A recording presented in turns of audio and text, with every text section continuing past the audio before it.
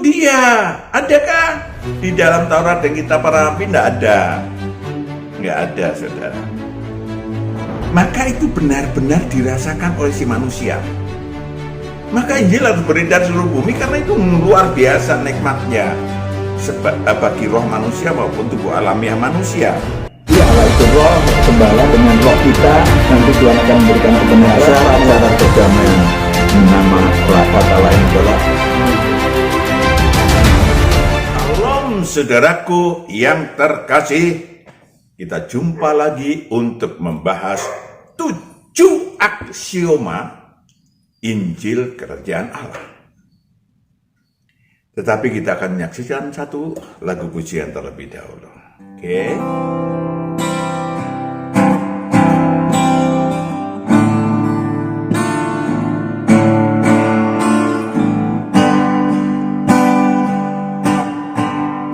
Kekudusanmu Bapa, pengorbananmu Yesus, penghiburanmu Roh Kudus, membuatku terpesona. Tiada lagi kata, tiada lagi harta, tiada lagi daya selain memuji dan menyembahmu.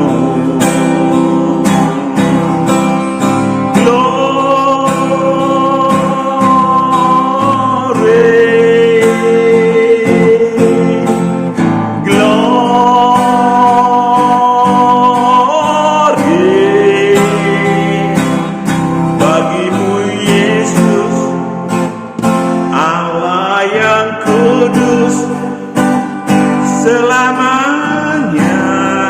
Oh,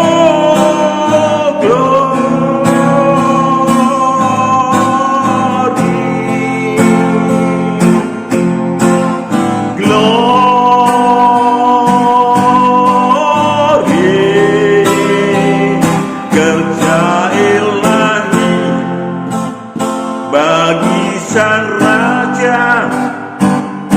Haleluya. Oh, glory,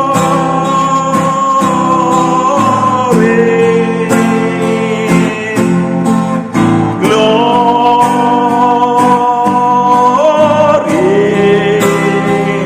bagimu Yesus, Allah yang kudus selamanya. Oh, glory,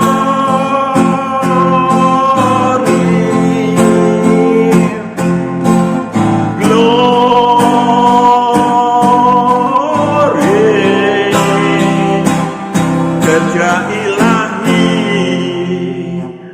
bagi Sang Raja. Haleluya,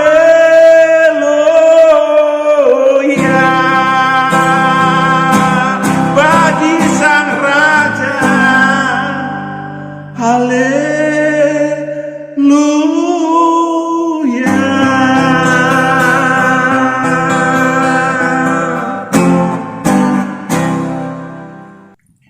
Matius 24 ayat 14. Matius 24 ayat 14. Dan Injil Kerajaan ini akan diberitakan di seluruh dunia menjadi kesaksian bagi semua bangsa. Sesudah itu barulah tiba kesudahannya. Sesudah itu barulah tiba kesudahannya. Sesudah itu, setelah Injil Kerajaan Allah beredar ke seluruh bumi, maka kiamat akan datang. Kita adalah lanjutan dari yang lalu. Saudaraku yang kekasih, saya ingin memperjelas tentang Injil Kerajaan Allah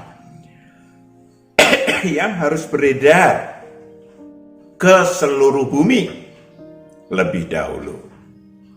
Saudaraku yang kekasih, banyak yang mempertanyakan karena rancau dengan pengertian religi yang seakan-akan sudah beredar ke seluruh bumi. Taurat dan kitab para nabi maupun Taurat dalam hati sudah ada di seluruh bumi. Yes. Tetapi Injil Kerajaan Allah bukan demikian. Baru nanti beredar, baru setelah itu ada yang disebut kiamat. Sekali lagi, agama bukanlah, religi bukanlah, Taurat dan kitab para nabi bukanlah, Taurat dalam hati bukanlah Injil Kerajaan Allah. Saudaraku yang kekasih, mari kita simak aksioma-aksioma, kebenaran-kebenaran yang menjadi dasar dari Injil Kerajaan Allah. Yang percaya, maksudnya saya ingin saudara membedakan, beda dengan religi saudara. Ya, beda dengan religi. Yang pertama adalah percaya kepada Allah Bapa, percaya kepada Allah Anak, Yohanes 14 ayat 1. Kalau saudara ingin supaya roh saudara tidak gelisah. Yohanes 14 ayat 1, janganlah gelisah hatimu, percayalah kepada Allah, percayalah juga kepada aku. Kenapa manusia gelisah hatinya? Karena rohnya terpenjara di dalam kerajaan maut. 1. 2, kalau meninggal kemungkinan pasti kalau masih ada dosa dan kejahatan, maka akan masuk ke dalam siksa kubur, alam maut. Ketika pasca kiamat nanti, roh manusia akan dihakimi menurut perbuatannya, menurut kitab yang dianutnya. Maka kemungkinannya menjadi gambling. Apakah masuk ke surga kekal atau masuk neraka kekal? Ini makanya manusia gelisah. Lalu caranya gimana supaya nggak gelisah? Percayalah kepada Allah dan percaya kedua kepada anak Allah. Analoginya, percaya kepada Matius dan percaya pada tangan Matius. Analogi ya maksudnya, karena kita manusia itu adalah gambar Allah, maka bisa dijadikan demikian. Percaya pada Matius, percaya pada tangan Matius. Kalau saudara mau salaman, percaya bahwa ini tangannya Matius. Tanggap ya. Karena nggak bisa Matius diajak bersalaman tanpa tangan. Saudaraku yang kekasih, demikian Allah Bapa. Tidak pernah satu makhluk pun mampu melihat Allah Bapa, Allah yang maha tinggi. Nggak bisa satu makhluk pun. Maka yang maju adalah, Anda bisa melihat roh saya? Nggak bisa. Yang maju adalah tangan saudara, tangan saya. Maka percaya. Nah, percaya bukan cuma ngomongan. Percaya itu artinya melakukan juga pekerjaan-pekerjaan yang anak manusia lakukan. Itu baru disebut percaya. Yohanes 14 ayat 12. Saudara baca sendiri. Ya. Si manusia yang percaya tersebut akan memperoleh jalan kepada Allah. Maka ada yang menjadi bendera kadang-kadang, akulah jalan, kebenaran, dan hidup. Akulah jalan kebenaran, satu-satunya jalan ke surga kekal. Ya tentu saja, sah-sah saja kalau percaya kayak gitu. Tetapi sebetulnya jalan adalah membuat seseorang kalau percaya tadi kepada Allah Anak dan Allah Bapa, maka akan memperoleh jalan kepada Allah. Tadinya kan terpisah nih, karena ada dosa dan kejahatan. Maka karena ada penghapusan dosa dan penyucian dari yang jahat, manusia bisa akrab dengan Allah. Bahkan roh manusia menjadi hidup dan bisa menyembah Allah. Rohnya yang menyembah Allah. Ya, Yohanes 4 ayat 23 sampai 24. Yohanes 4 ayat 23 sampai 24. Tetapi saatnya akan datang dan sudah tiba sekarang bahwa penyembah-penyembah benar akan menyembah Bapa dalam roh dan kebenaran. Dalam roh, dan nanti Allah akan sampaikan kebenaran aja. Sebab Bapa menghendaki penyembah-penyembah demikian. Yes. Allah itu roh, dan barang siapa menyembah Dia harus menyembahnya dalam roh dan kebenaran. nanti ada kebenaran. Maka akulah jalan, kebenaran, dan hidup. Ya, jadi harus jelas, harus terurai jelas. Jangan cuma aku jalan kebenaran dan hidup, satu-satunya jalan ke surga. Ya, tidak jelas, tidak sesuai dengan kebenaran. Maka roh jalan kebenaran dan hidup. Rohnya hidup karena terlepas dari kerajaan maut yang dilepaskan oleh yang awal dan yang akhir. Udah dibaca juga pada waktu lalu. Kemudian ada baptis ilahi. Istilahnya baptis api dan roh. Wow. Ya, baptis ilahi, Allah Tritunggal. Maka pergilah ke seluruh bumi, jadikanlah seluruh bangsa muridku, baptislah mereka dalam nama Bapa, Anak, dan Roh Kudus. Ya, baptis masuk ke dalam Allah Tritunggal yang nggak ada di dalam religi. Ya, maka Matius 3 ayat 11-12. Matius 3 ayat 11 sampai 12. Aku membaptis kamu dengan air sebagai tanda pertobatan. Iya, yang dilakukan oleh religi adalah tanda pertobatan.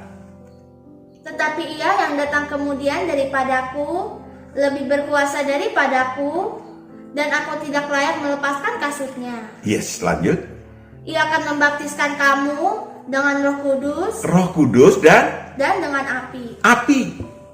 Tentu baptisan ilahi, nggak mungkin baptisan dibakar orang, ya kan? Saudaraku yang kekasih, itulah namanya baptisan ilahi. Memang diperlukan pertobatan total supaya menghasilkan buah dari pertobatannya. Yes. Ya. Yes. Saudaraku yang kekasih,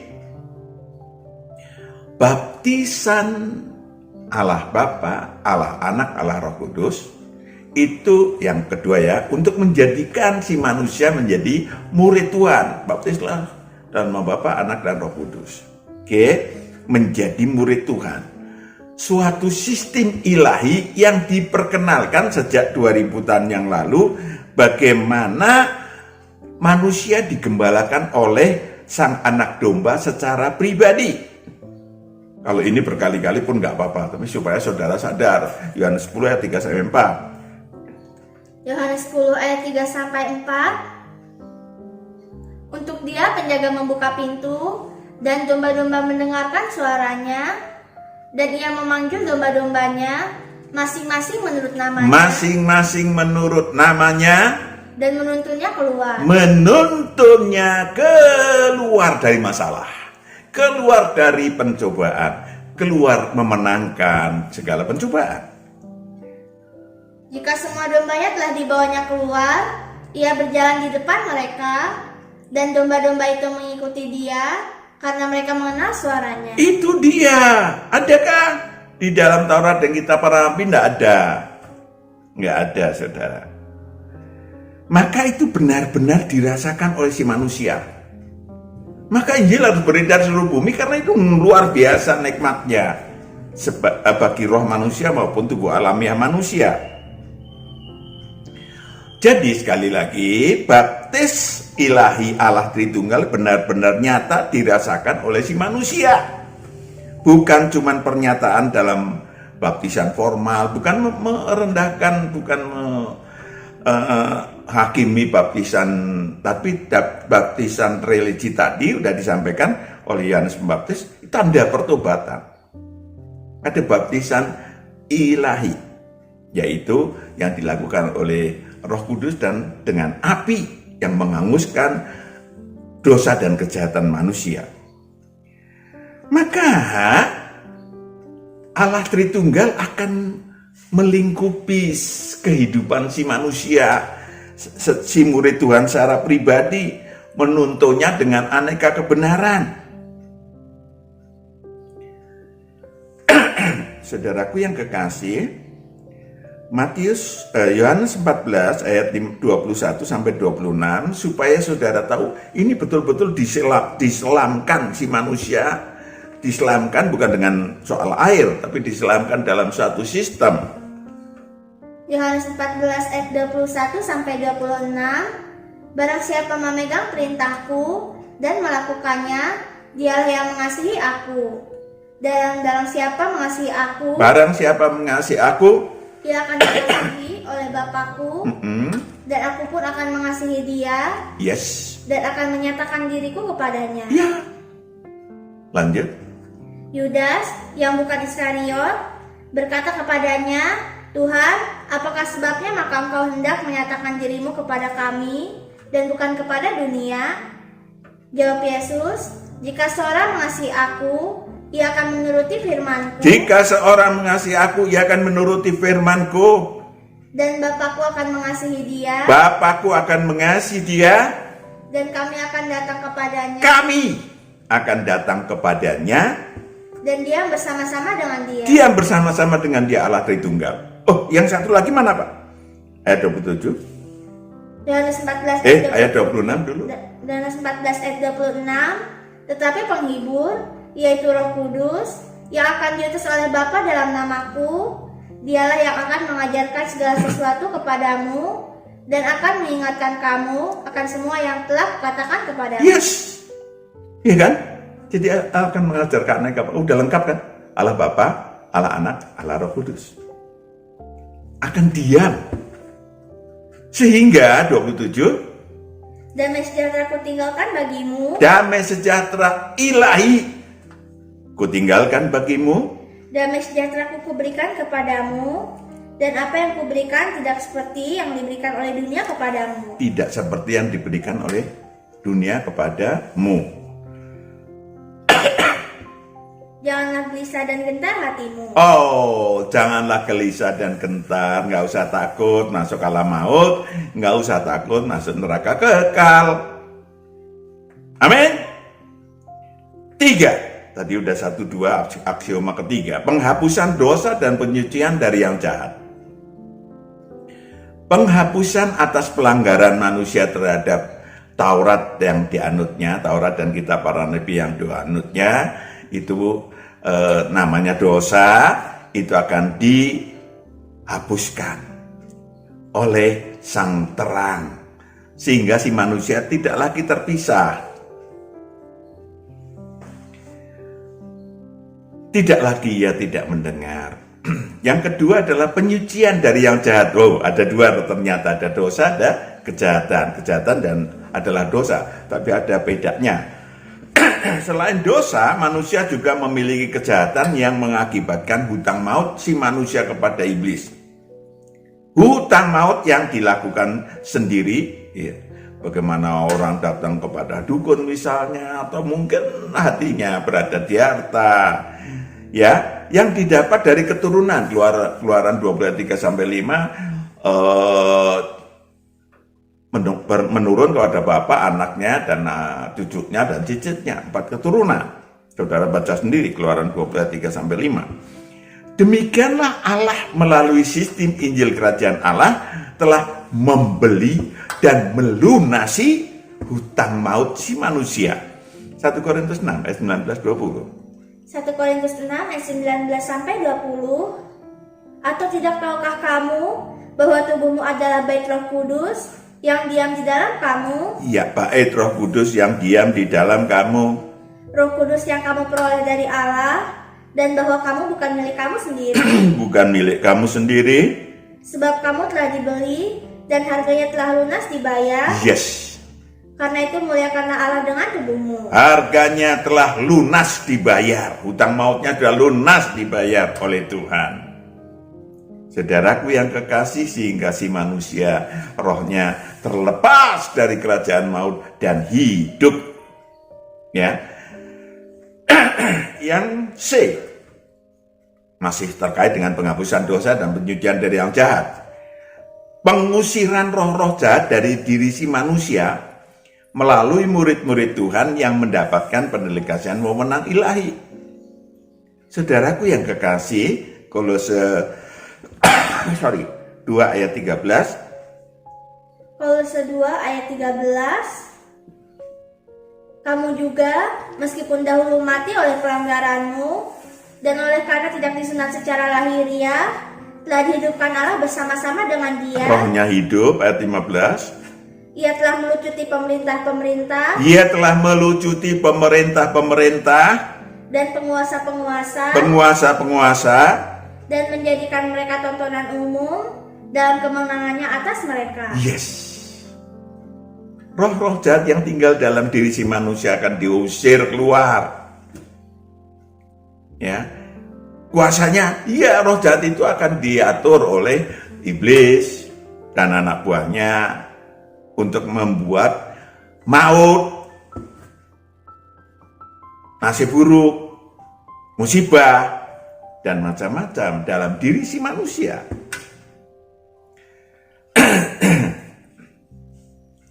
Memasuki kerajaan Allah di bumi. Yang keempat, aksioma keempat, memasuki kerajaan Allah di bumi. Kerajaan Allah sudah, kerajaan ilahi di bumi sudah disampaikan oleh Yohanes Pembaptis. Bertobatlah, kerajaan Allah sudah dekat. Lalu disampaikan oleh Yesus, Matius 12 ayat 28, diproklamirkan oleh Yesus Kristus. Matius 12 ayat 28. Tetapi jika aku mengusir setan dengan kuasa roh Allah, maka sesungguhnya kerajaan Allah sudah datang kepadamu. Yes, kerajaan Allah apakah ada? Pak, ada. Cuma tidak kelihatan karena bukan fisik, tetapi ilahi. Kerajaan Allah adalah kerajaan yang dikelola oleh atau diusahakan oleh Allah Bapa dan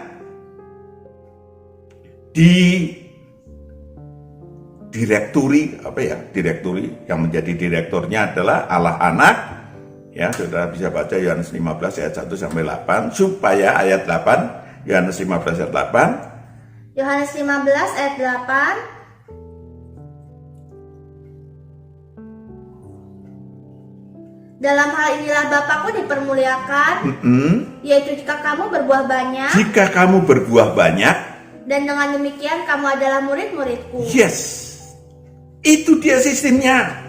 Masuk kerajaan Allah, berproduktif ilahi, memuliakan Allah dengan keinginan Allah, berproduktif ilahi, menjadi murid Tuhan. Nggak ada kan dalam Taurat dan kitab para nabi, ya, bukan murid-murid sekolah loh ya, murid Tuhan secara pribadi. Kemudian dapat berprestasi ilahi karena di dalam kerajaan Allah banyak makanan ilahi. Matius 22 ayat 1 sampai 4. Matius 22 ayat 1 sampai 4. Lalu Yesus berbicara pula dalam perumpamaan kepada mereka, hal kerajaan sorga seumpama seorang raja yang mengadakan perjamuan kawin untuk anaknya. Lanjut. Ia menyuruh hamba-hambanya memanggil orang-orang yang telah diundang ke perjamuan kawin itu, tetapi orang-orang itu tidak mau datang. Ia menyuruh pula hamba-hamba lain, pesannya, katakanlah kepada orang-orang yang diundang. Katakanlah kepada orang-orang yang diundang itu, sesungguhnya hidangan telah disediakan Tuhan di dalam kerajaan Allah. Lembu-lembu jantan digambarkan secara fisik sebagai lembu-lembu jantan, makanan-makanan yang mewah, enak. Tentu lebih enak itu makanan di dalam kerajaan Allah, kan ini makanan roh. Kalau itu kan digambarkan aja. Lanjut. Dan ternak piaraanku telah disembelih, semuanya telah tersedia. Yes. Yang kelima. 1, 2, 3, 4, 5. Firdaus. Firdaus. Surga tingkat 3 ini sudah dibuka kembali setelah Adam dan Hawa dan Lucifer diusir dari Firdaus pada hari penciptaan ke-6, maka dibuka kembali oleh Yesus Kristus 2000 tahun yang lalu. Maka saudaraku yang kekasih, ada yang disebut sebagai kebangkitan pertama dari antara orang mati. Itu ditunjukkan Yesus turun ke alam maut selama 3 hari khotbah di sana. Yang percaya mereka dibawa ke bumi, ya, disaksikan oleh 500 orang lebih. Kemudian Yesus juga memberi kuliah ilahi kepada murid-muridnya dan seterusnya. Ya, lalu dibawanya lah setelah 40 hari mereka ke Firdaus, termasuk penjahat yang di sampingnya Tuhan Yesus yang percaya. Ada 2 penjahat, satu percaya, satunya malah menghujat. Maka saudaraku yang kekasih, ketika seseorang masuk ke Firdaus, maka tidak akan mendapatkan lagi penghakiman karena dia akan masuk ke surga kekal. Sehingga saudaraku yang kekasih, manusia-manusia yang masuk ke Firdaus rohnya, ya, makanya istilahnya selamat. Selamat itu istilahnya ada roh tubuh alamiahnya dilepaskan dari maut, rohnya terlepas dari kerajaan maut, hidup dan kemudian berjuang sampai meninggal, rohnya masuk ke Firdaus. Itu selamat. Saudaraku yang kekasih, itu namanya keselamatan. Ya. Dan kelak kalau udah masuk Firdaus pasti masuk ke surga kekal. Wahyu 20 ayat 4 sampai 6. Wahyu 20 ayat 4 sampai 6. Lalu aku melihat takhta-takhta dan orang-orang yang duduk di atasnya, kepada mereka diserahkan kuasa untuk menghakimi. Diserahkan kuasa untuk menghakimi. Ya, yang bangkit dari antara orang mati. Lanjut. Aku juga melihat jiwa-jiwa mereka yang telah dipenggal kepalanya karena kesaksian tentang Yesus dan karena firman Allah, yang tidak menyembah binatang itu dan patungnya, dan yang tidak juga menerima tandanya pada dahi dan tangan mereka. Yes, lanjut. Dan mereka hidup kembali. Mereka hidup kembali 2000 tahun yang lalu. Dan memerintah sebagai raja bersama-sama dengan Kristus. Memerintah maksudnya dilatih menjadi raja, karena kan tahun anak-anak Allah nanti kelak di surga kekal akan menjadi raja dan imam-imam Allah yang maha tinggi, ya kan? Kalau masuk Firdaus jadi gembleng menjadi raja. Lanjut. Dan untuk masa anak-anak 1000 tahun. imam Allah untuk masa 1000 tahun, masa tertentu. Lanjut. Tetapi orang-orang mati yang lain tidak bangkit sebelum berakhir masa yang 1000 tahun. Ada kebangkitan yang dipercaya oleh Taurat dan kitab para nabi, yaitu nanti setelah kiamat. Yes, benar. Saya milih enggak. Kenapa? Karena bisa surga neraka, surga neraka, surga neraka, surga neraka. Itu namanya gambling. Inilah kebangkitan pertama. Inilah kebangkitan pertama. Berbahagia dan kuduslah ia yang mendapat bagian dalam kebangkitan pertama itu. Kematian yang kedua tidak berkuasa lagi atas mereka. Kematian kedua, neraka kekal, tidak lagi berkuasa. Halo? Luar biasa kan? Itu fasilitas, maka harus beredar ke seluruh bumi. Iya kan? Siapa yang tidak senang kalau meninggal rohnya masuk Firdaus? Nggak perlu dihakimi. Siapa? Ya, kalau dalam Taurat dan kitab Mali nggak bisa. Akan dihakimi nanti pada kebangkitan kedua yang dipercaya menjadi kebangkitan, ya kan? Saudaraku yang kekasih, 6 aksioma ke-6 yaitu surga kekal. Sudah disampaikan tadi. Roh-roh yang pengikut Taurat dan kitab Nabi akan dihakimi, yes. Ya, kita udah baca itu. Menurut agamanya, menurut perbuatannya. Menurut perbuatannya, menurut agamanya, menurut Taurat yang dianutnya. Ya kan? Sedangkan para pengikut Wahyu 20 dulu deh, ayat yang ke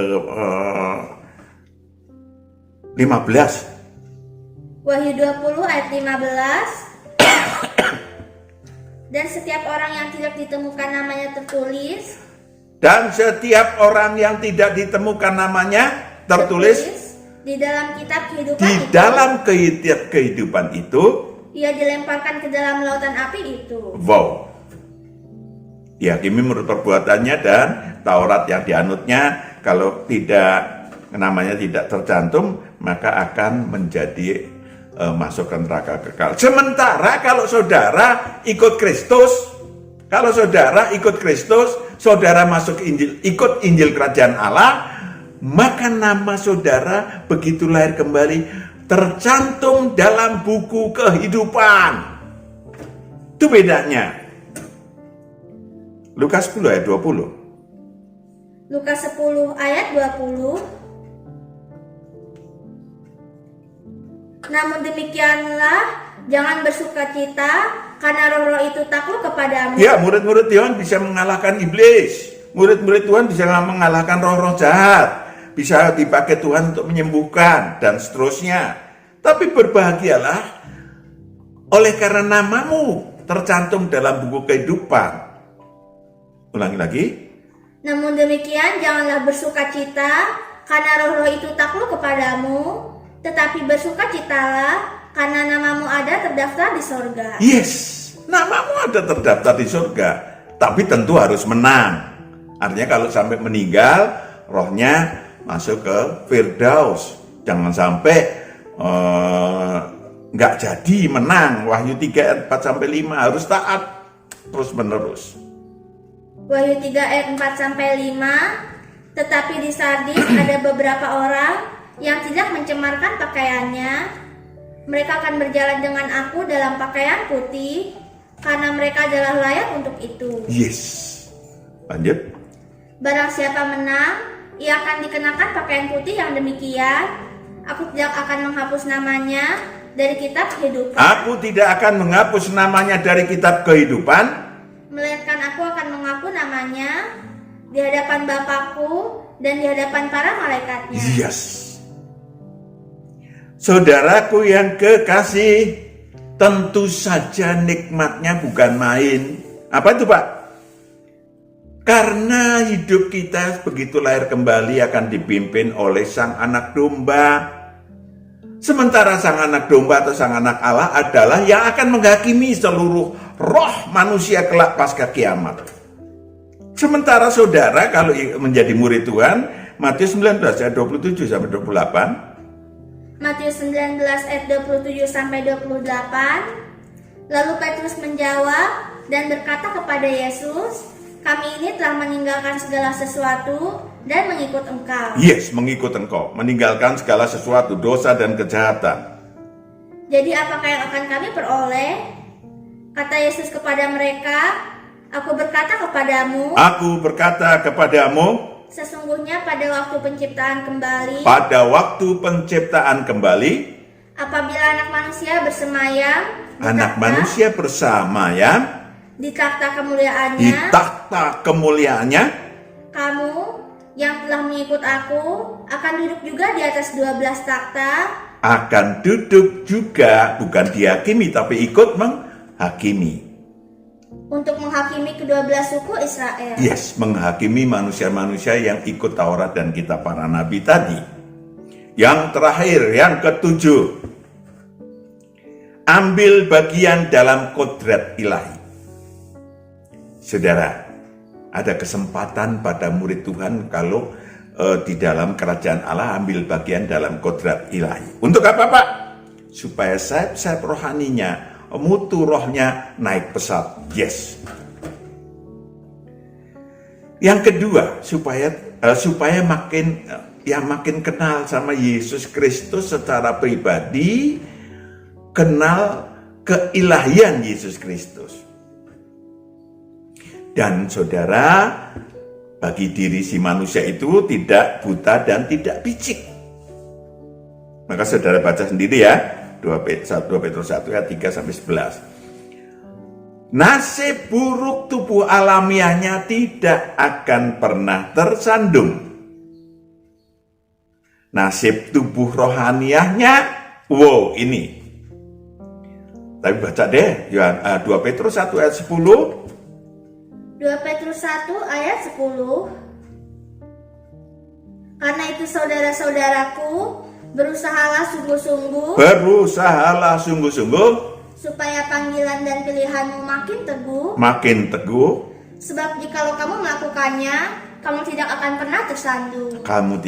pernah tersandung. Dan berita yang paling ditunggu oleh umat manusia, maka harus beredar ke seluruh bumi adalah 11. Dengan demikian kepada kamu akan dikaruniakan hak penuh untuk memasuki kerajaan kekal, masuk surga kekal, yaitu kerajaan Tuhan dan juru selamat kita, Yesus Kristus. Yes, masuk Firdaus dapat hak penuh, masuk surga kekal dapat hak penuh.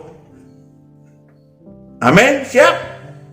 Itulah 7 aksioma, dan manusia-manusia yang sadar jati diri dan sadar ilahi dalam kerajaan Allah bisa mengambil paket-paket pangkat ilahi. Amin. Kita berdoa. Bapa di surga, anak-anakmu kami serahkan ke dalam tanganmu. Engkau yang memimpin anak-anakmu secara pribadi sebagai murid-muridmu, supaya anak-anakmu boleh aman dalam kehidupannya dan boleh memiliki kerajaan Allah dalam kehidupannya, dan boleh terjadi apa yang didambakan oleh setiap roh manusia, yakni kalau meninggal rohnya masuk Firdaus dan kelak pasti masuk surga kekal, karena yang menggembalakannya adalah Sang Hakim yang Maha Tinggi kelak pada setelah kiamat. Dalam nama Yesus hamba berdoa dan mengucap syukur. Haleluya. Amin. Tuhan berkati. Salam.